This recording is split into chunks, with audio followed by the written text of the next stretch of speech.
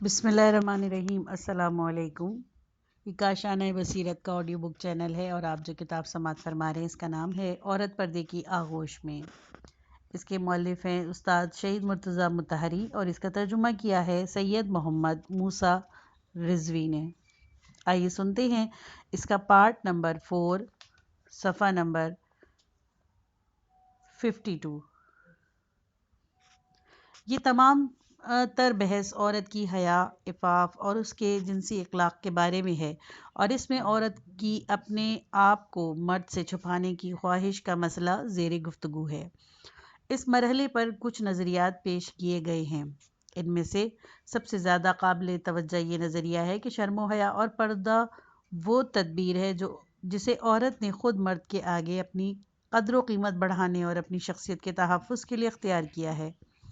उसने अपनी फ़ितरत, होशमंदी और एक मख़सूस खुदादाद एहसास से ये जान लिया है कि वो जिस्मानी एतबार से मर्द के हम पल्ला नहीं हो सकती, इसके मुकाबिल में नहीं आ सकती, लेकिन इसके साथ ही इसे मर्द की इस कमज़ोरी यानी औरत की चाहत का भी इल्म हो गया है जिसे कुदरत ने मर्द के वजूद में समो रखा है। इसने मर्द को इश्क व तलब और औरत के माशूक़ियत और मतलूबियत का मज़हर करार दे दिया है। मर्द फ़ितरतन रग़बत करने वाला ख़ल्क़ हुआ है। बक़ौल वेल्डोनेट आदाब तरवीज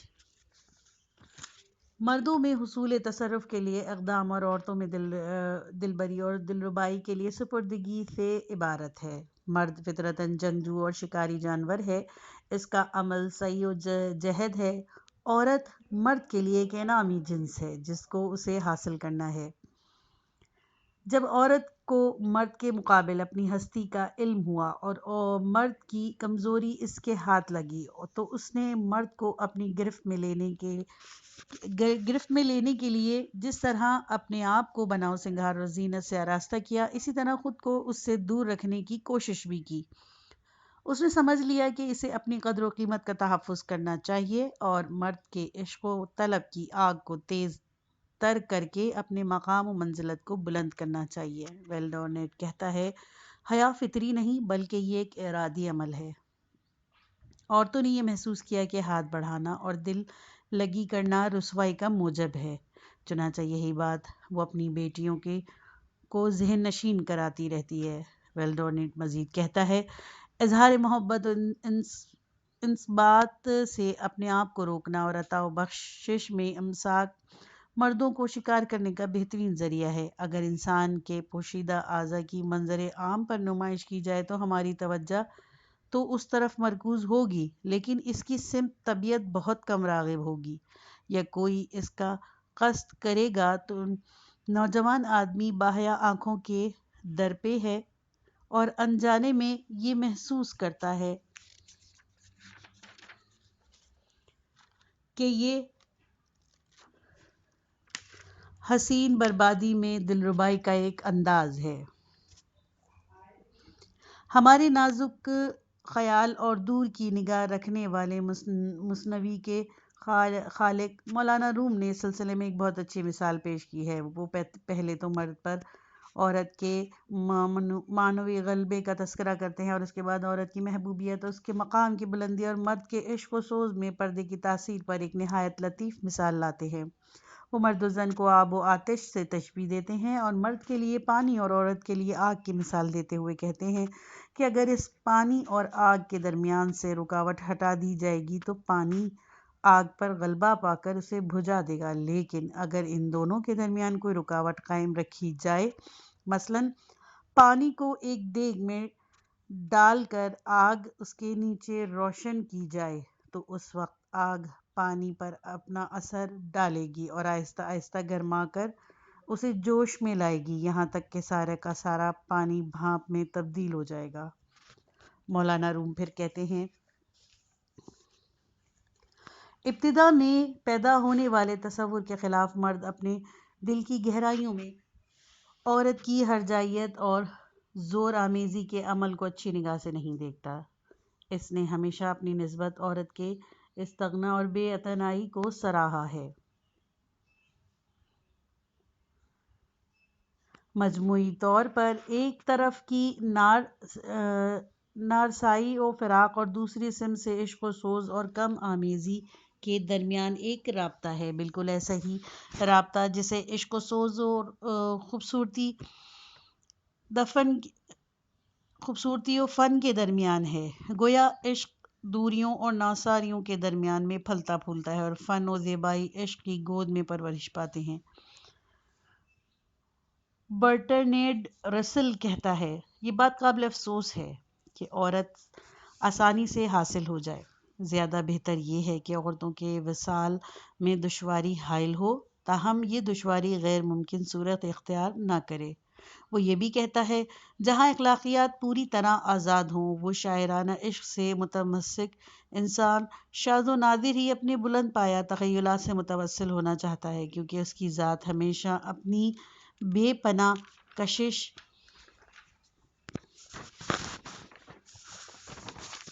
کی بنا پر کامیابیوں سے ہمکنار رہتی ہے۔ ویلڈونٹ فلسفے کی لذتوں کے بارے میں کہتا ہے، جو چیز ہم تلاش کریں اور ہمیں نہ ملے وہ ہمارے لیے زیادہ پیاری اور قیمتی ہو جاتی ہے۔ خوبصورتی کا تعلق شدت رغبت سے ہے، اور رغبت قناعت اور رضائیت سے کم اور ممانعت تو رکاوٹ سے بڑھ جاتی ہے۔ سب سے زیادہ تعجب خیز بات الفریڈ ہچکاک کی ہے، جسے عورتوں کے ایک مجلہ نے نقل کیا ہے۔ وہ کہتا ہے، میرا خیال ہے کہ عورت بھی ایک فلم کی طرح ولولہ انگیز ایسی ماہیت کی حامل ہونی چاہیے جس کی کھوج کے لیے مرد کو اپنی قوت تخیل صرف کرنی پڑے۔ عورتوں کو ہمیشہ یہی روش اختیار کرنی چاہیے، یعنی انہیں بہت کم اپنی ماہیت ظاہر کرنی چاہیے تاکہ مردوں کو ان کے بارے میں کھوج کے لیے زیادہ زحمتوں کا سامنا کرنا پڑے۔ یہ مجلہ اپنے ایک شمارے میں اس شخص سے کہ جسے وہ فلم سازی کے ناطے عورتوں کے بارے میں سب سے زیادہ معلومات حامل قرار دیتا ہے، اس طرح نقل کرتا ہے، مشرقی عورتیں چند سال پہلے تک چہرے پر نقاب ڈالنے کے سبب خود بخود پرکشش دکھائی دیتی تھیں، اور اسی مسئلے نے انہیں ایک زبردست جاذبیت عطا کی تھی، لیکن ان ممالک کی عورتوں نے مغربی عورتوں کی برابری میں بتدریج کوششیں جاری رکھ کر اس پردے کو برطرف کر دیا جو کل تک ان کا ترائے امتیاز تھا، اور اس کے ساتھ ہی ان کی جنسی جاذبیت بھی مدھم پڑ گئی۔ کہا جاتا ہے آرزو مندی دوری کی پیداوار ہے۔ یہ سچ ہے، لیکن اس کے برعکس دوری آرزو مندی کی پیداوار ہے بھی درست ہے اور اپنی جگہ مکمل ہے۔ آج یورپ اور امریکہ میں جس خلا کو شدت سے محسوس کیا جا رہا ہے وہ عشق کا خلا ہے۔ یورپی دانشمندوں کی تحریروں میں یہ نکتہ بہت زیادہ مطالعے میں آتا ہے کہ آج کے دور میں عورتوں اور مردوں کے بیجا آزادی اور آوارگی کے سبب سب سے پہلی بھیٹ عشق، ولولہ اور بھرپور چاہتوں کی جلوہ گری ہے۔ آج دنیا میں لیلا مجنوں اور شیریں فرہاد جیسی مشرقی نوعیت کی چاہتوں کو فروغ حاصل نہیں۔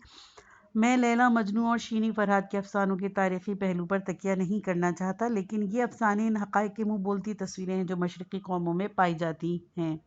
ان داستانوں سے یہ بات سمجھی جا سکتی ہے کہ عورت مرد کی دسترس سے اپنے آپ کو دور رکھنے کے سبب کس منزلت تک پہنچ جاتی ہے اور کس حد تک اس نے مرد کے سرے نیاز کو اپنے سامنے جھکا کر رکھا ہے۔ یقیناً اس حقیقت کا ادراک عورت کے لباس اور اس کے پردے کے باب میں بہت مؤثر رہا ہے۔ تیسرا باب، اسلام میں پردے کا فلسفہ۔ پردے کے سلسلے میں پہلے بیان کیے جانے والے فلسفے میں بیشتر وہ توجیہیں تھیں جنہیں پردے کے مخالفین نے خود گھڑ لیا تھا۔ انہوں نے چاہا کہ وہ اس مسئلے کو خواہ وہ پردے کی اسلامی صورت ہی کیوں نہ ہو، غیر منطقی اور نامعقول امر کے طور پر پیش کریں۔ ظاہر ہے کہ اگر کوئی شخص کسی مسئلے کو آغاز ہی سے غیر ضروری سمجھے تو اس کی توجیہ بھی اس کے بیکار ہونے پر مبنی ہوگی۔ اگر یہ بحث کرنے والے اس مسئلے کو غیر جانبدارانہ طریقے سے جانچتے تو انہیں معلوم ہو جاتا کہ اسلامی پردے کے فلسفے کو ان کی کسی محمل اور بے بنیاد گفتگو سے دور کا بھی واسطہ نہیں ہے۔ ہم اسلام کے نقطۂ نظر سے اپنے پردے کے لیے ایک خاص فلسفے کے قائل ہیں جو ازروِ عقل قابل قبول ہے، اور تجزیہ و تحلیل کے اعتبار سے ہم اسے اسلام میں پردے کی بنیاد قرار دے سکتے ہیں۔ پردے کے لغوی معنی۔ قبل اس کے کہ ہم اس کے بارے میں استنباط کریں، اس نکتے کی طرف توجہ دینا ضروری ہے کہ پردہ جسے لغت عرب میں حجاب کہا جاتا ہے، لغوی اعتبار سے کس مفہوم کا حامل ہے۔ لفظ حجاب پہناوا اور پردہ دونوں مفہوم میں آیا ہے، لیکن بیشتر پردے ہی کے مفہوم میں استعمال ہوا ہے۔ اس لفظ کو پہناوے کے مفہوم میں اس لیے لیا گیا ہے کہ پردہ پہناوے کا ذریعہ ہے، اور شاید ہم یہ کہہ سکیں کہ اصل لغت کے اعتبار سے ہر پہناوا حجاب نہیں ہوتا، بلکہ صرف وہی پہناوا حجاب ہوگا جو چہرے کو ڈھانپ دے۔ حضرت سلیمان کے واقعے میں قرآن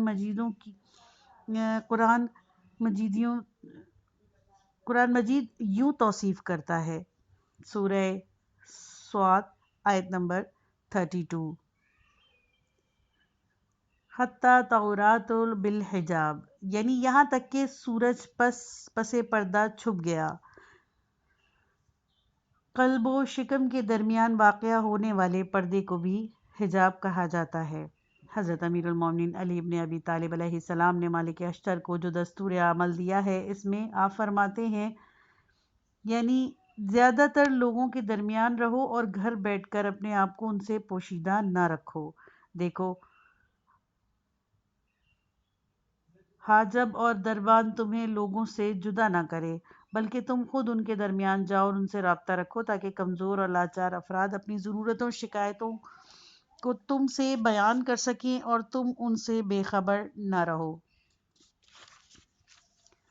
ابن خلدون کے مقدمہ فصل فی الحجاب کیف یقع فی الدول وان یعظم عند الحرم کے عنوان سے ایک باب قائم ہے۔ اس باب میں وہ بیان کرتا ہے کہ حکومتیں اپنی تشکیل کے ابتدائی زمانے میں اپنے اور عوام کے درمیان کوئی حجاب یا فاصلہ نہیں رکھتی تھیں، لیکن آہستہ آہستہ حکمران اور عوام کے درمیان ایک وسیع پردہ حائل ہو جاتا ہے، جس کے نتیجے میں ناگوار صورتحال رونما ہوتی ہے۔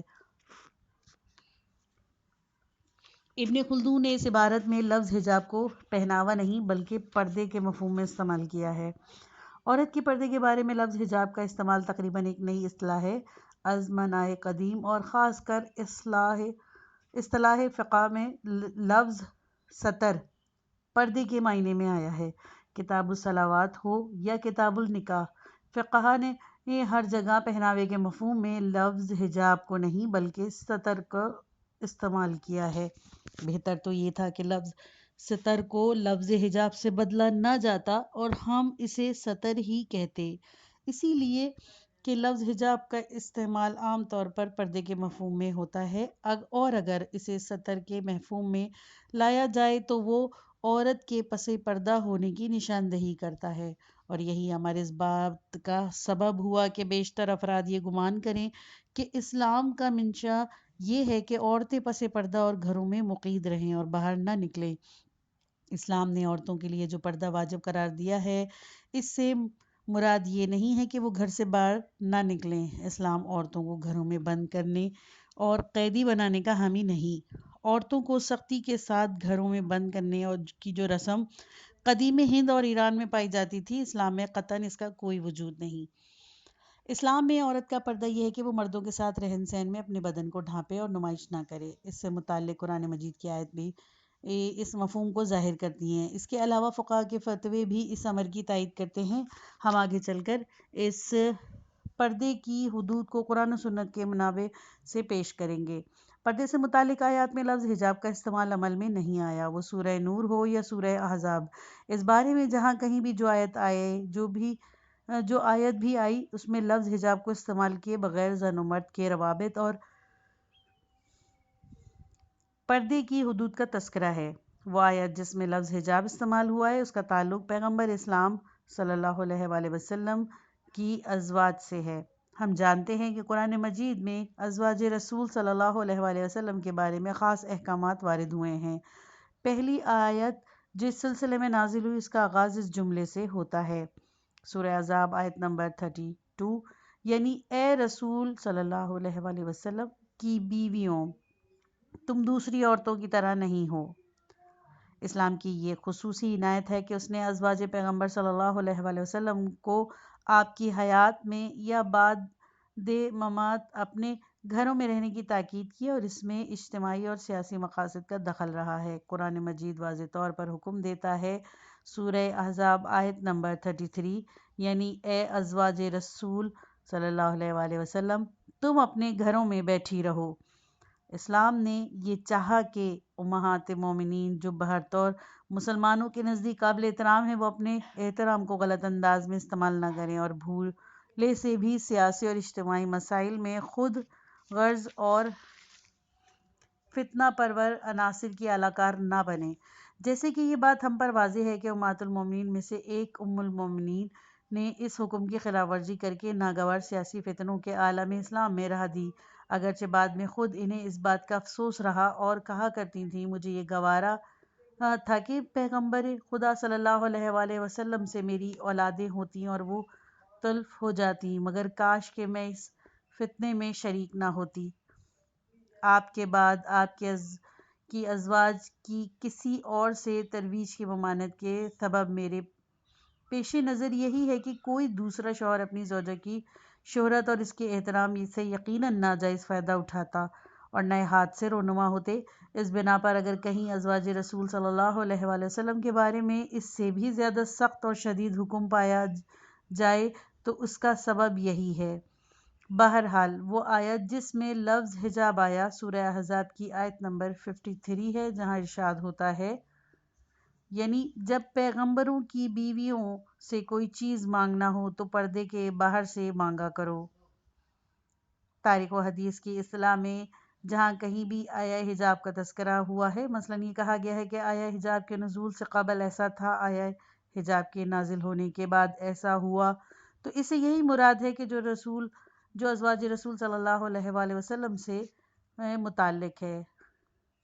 ریفرنس نمبر 1 صحیح مسلم جلد 4 صفحہ نمبر 148 151۔ سورہ نور کی جن آیات میں ارشاد ہوتا ہے، آیت نمبر 30 اور 31، اور سورہ احزاب کی آیت نمبر 59، لیکن مجھے معلوم نہیں ہو سکا کہ فقہاء کے درمیان رائج اصطلاح ستر اور ملبوس کے بجائے لفظ حجاب پردہ اور پردہ داری کیوں کر آنے لگا ہے۔ شاید یہ بات اس وجہ سے پیش آئی ہو کہ اسلامی پردے کو دوسری اقوام کے پردوں پر قیاس کیا گیا ہو۔ ہم اس موضوع پر آگے چل کر زیادہ وضاحت سے گفتگو کریں گے۔ پردے کی اصل صورت۔ حقیقت امر یہ ہے کہ ستر یا دور حاضر کی اصطلاح میں پردے کے مسئلوں میں بات یہ نہیں ہے کہ عورت ستر کے ساتھ بھرے مجمع میں آئے یا عریاں، بلکہ مقصود یہ ہے کہ کیا مرد کی عورت سے لذت گیری اور اس کی خواہشات کی تکمیل بلا عوض اور عام ہونی چاہیے؟ کیا مرد کو یہ حق حاصل ہے کہ وہ عورت سے ہر محفل میں بستثنائے زنا یا زیادہ سے زیادہ لذت حاصل کرے؟ اسلام کی جس کی نظر میں مسائل کی اصلیت پر ہے جواب دیتا ہے، نہیں، مرد صرف گھریلو ماحول اور مضبوط عہد و پیمان کے ساتھ ازدواجی قانون کے دائرے میں عورت کو بیوی کی حیثیت سے اپنے تصرف میں لا سکتا ہے، لیکن عام اجتماعات میں کسی نامحرم عورت سے استفادہ قطعاً ممنوع ہے۔ نیز عورت کے لیے بھی یہی پابندی ہے۔ یہ درست ہے کہ مسئلے کی ظاہری صورت یہ ہے کہ عورت کیا کرے، وہ ستر کے ساتھ باہر آئے یا عریاں، یعنی جو چیز عنوان مسئلہ قرار پائی ہے وہ عورت ہے، اور کبھی بھی اس مسئلے کو بڑے ہمدردانہ انداز سے پیش کیا جاتا ہے کہ کیا محکومیت اسیری اور پردہ نشینی سے بہتر نہیں ہے کہ عورت آزاد فضا میں سانس لے، لیکن باطن میں کچھ اور بات ہے، اور وہ یہ ہے کہ مرد کو عورت سے زنا کے علاوہ جنسی استفادہ میں متعلق آزادی ہونی چاہیے، یعنی اس مسئلے میں جو فائدہ مرد کو پہنچ رہا ہے وہ عورت کو نہیں۔ بقول ول ڈورنٹ، اونچے دامن کے کرتے سوائے درزیوں کے تمام دنیا کے لیے ایک نعمت ہیں۔ پس اصل مسئلہ جنسی خواہش کو شرعی بیویوں اور گھریلو زندگی تک محدود رکھنے یا جنسی لذت کے حصول کو پورے معاشرے کی حد تک بے قید اور وسیع کر دینے کا ہے، تاہم اسلام اس پہلی روش کا حامی ہے۔ اسلام کے نقطۂ نظر سے گھر بسانے اور رشتہ ازواج میں منسلک ہونے کا عمل میں جنسی لذت کے حصول کی محدودیت اعتبار نفسیات ایک صاف ستھرے ماحول کو پیش کرتی ہے۔ باعتبار خاندان کے افراد کے تعلقات میں استحکام اور میاں بیوی میں مکمل ہم آہنگی پیدا کرتی ہے۔ باعتبار اجتماع لوگوں کی کارکردگی کی اہلیت اور توانائی کا تحفظ کرتی ہے اور مرد کے مقابل عورت کی حیثیت اور اس کی منزلت کو بڑھاتی ہے۔ اسلامی پردے کا فلسفہ ہماری نظر میں چند نکات میں منحصر ہے، جن میں سے کچھ نفسیاتی پہلو کے حامل ہیں، کچھ گھر اور کنبے سے متعلق ہیں، کچھ اجتماعی امور سے وابستہ اور کچھ عورت کی سربلندی اور احترام میں اضافے سے مربوط ہیں۔ اسلام میں پردے کا مسئلہ مکمل اور محکوم اصولوں پر استوار ہے۔ اسلام چاہتا ہے کہ تمام جنسی لذتیں، خواہ ان کے تعلق دیکھنے سے ہو یا چھونے سے، سب گھریلو ماحول اور ازدواجی قانون کے دائرے میں منحصر ہیں اور بیرونی فضا صرف کام کاج کے لیے ہو۔ عصر حاضر میں اس مغربی اسلوب کے برخلاف کہ جہاں کام کاج کو شہوت رانی سے ملا دیا گیا ہے، اسلام چاہتا ہے کہ ان دونوں فضاؤں کو ایک دوسری سے جدا رکھا جائے۔ اب ہم اوپر بیان کیے ہوئے 4 امور کی وضاحت کرنا چاہتے ہیں۔ نمبر 1، سکون نفس۔ مرد و زن کے درمیان پردہ کا نہ ہونا اور ان کے بے لگام آزادی نفسانی خواہشات و ہیجانات میں اضافے کا باعث ہوتی ہے اور سیکس کے تقاضے کو ایک نفسانی پیاس اور کبھی نہ پوری ہونے والی تمنا کی صورت بخشتی ہے۔ خواہشات نفس طاقتور، عمیق اور سمندری صفت غزیرہ ہیں کہ جن کی جتنی فرما برداری کی جائے اتنی سرکش ہو جاتی ہیں۔ بالکل آگ کی طرح اسے جتنی خوراک دی جائے اس کا شعلہ اتنا ہی بلند ہو جائے گا۔ اس بات کو سمجھنے کے لیے ہمیں 2 چیزوں پر توجہ کرنی ہوگی۔ نمبر 1، تاریخ جس طرح دولت کے پجاریوں کا تذکرہ کرتی ہے اور یہ بتاتی ہے کہ وہ کس طرح حرص و آز کے ساتھ مال و دولت سمیٹنے کے درپے تھے۔ وہ جتنا مال جمع کرتے ان کی حرص میں اتنا ہی اضافہ ہوتا چلا جاتا۔ اسی طرح جنسی مسائل میں حریص افراد بھی اس موضوع یہ گفتگو سے خارج نہیں۔ اس قسم کے افراد بھی محجوبینوں کے تصرف و تملک میں کسی ایک حد پر آ کر نہیں رکے اور حرم سراؤں کے مالکوں بلکہ ہر صاحب استطاعت شخص کا یہی وتیرہ رہا ہے۔ ایران ساسانیوں کے دور میں بھی نامی کتاب کے مصنف کرسٹنسن اپنی کتاب کے 9ویں باب میں لکھتے ہیں، خسرو پرویز کے حرم میں 3000 پریزادیوں کی موجودگی کے باوجود ہم دیکھتے ہیں کہ اس شہریار کو سیری نہیں ہوتی تھی۔ بیوہ عورتیں، صاحب اولاد خواتین اور حسین دوشیزائیں جہاں کہیں بھی سے دکھائی دی جاتی وہ انہیں اپنے حرم میں شامل کر لیتا اور جب اس کا دل ان سے بھر جاتا تو وہ اپنے گورنروں کو اپنی پسند کی عورت کے حصول کے لیے فرمائش کرتا۔ چنانچہ جب انہیں ویسی عورت مل جاتی تو وہ اسے بادشاہ کی خدمت میں پیش کر دیا کرتے تھے۔ اس طرح کے واقعات ہمیں قدیم تاریخ میں بکثرت ملتے ہیں۔ دور حاضر میں ان حرم سراؤں کی صورت بدل گئی ہے، اس فرق کے ساتھ کہ اب یہ ضروری نہیں کہ کوئی خسرو پرویز اور ہارون رشید جیسے اختیارات کا حامل ہو۔ اس دور میں فرنگی تجدد کی برکت سے خسرو پرویز اور ہارون رشید کے اختیارات کا لاکھواں حصہ رکھنے والے شخص بھی عورتوں سے انہی کے برابر خوشنودی حاصل کر سکتا ہے۔ نمبر 2، کبھی آپ نے سوچا ہے کہ انسان میں حسن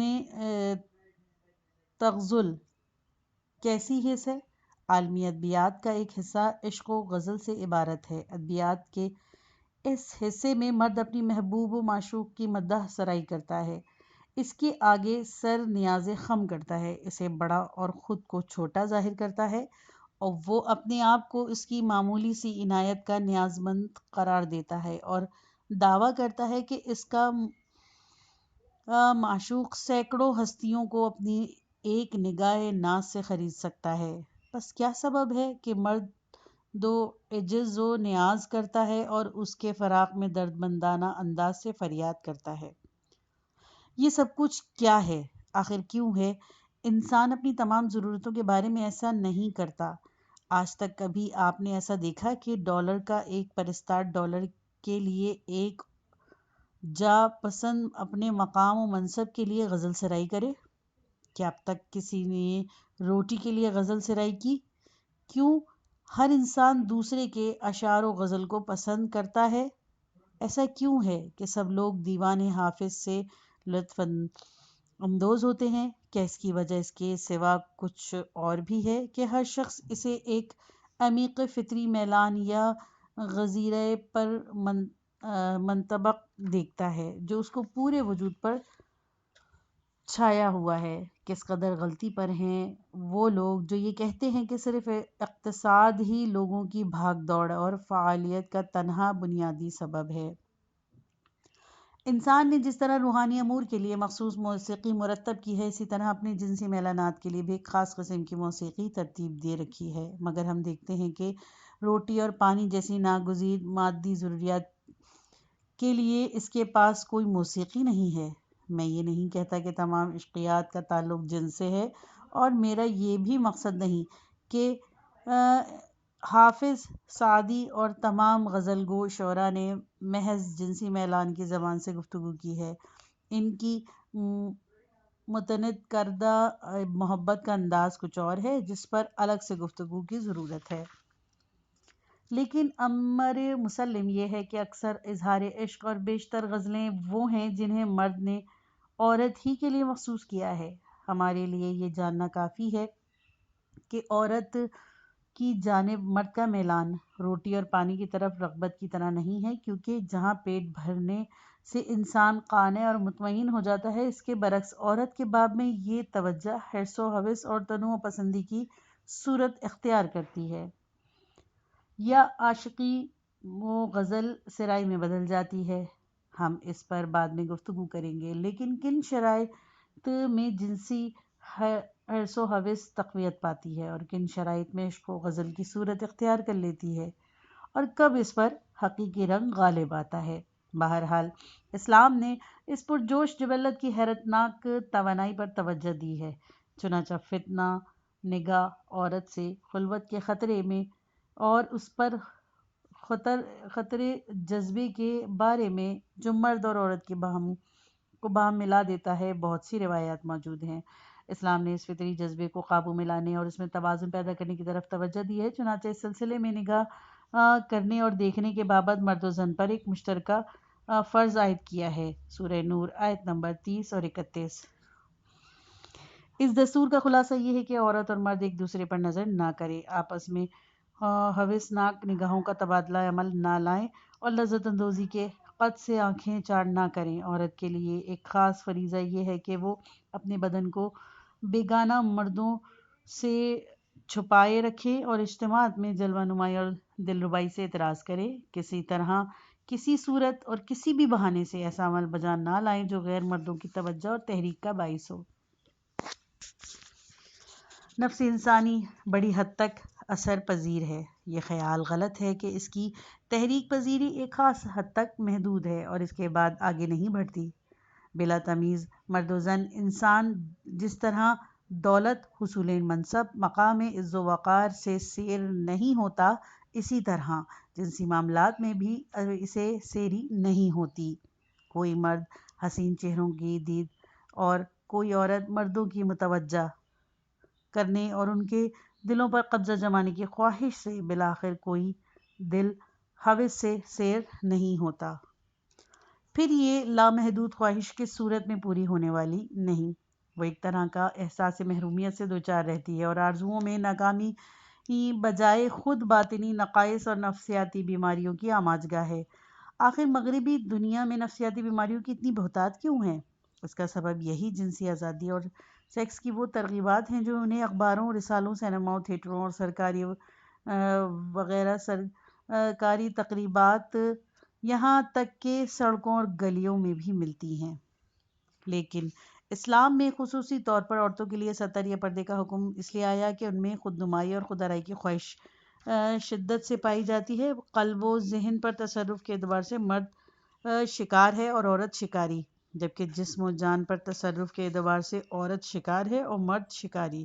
بناؤ سنگار خود آرائی پر عورت کی دائمی توجہ اور اس کی شکاریانہ طرز احساس کا مظہر ہے۔ یہ پارٹ ختم ہوا۔ کتاب کا اگلا حصہ نیکسٹ پارٹ میں سنیے۔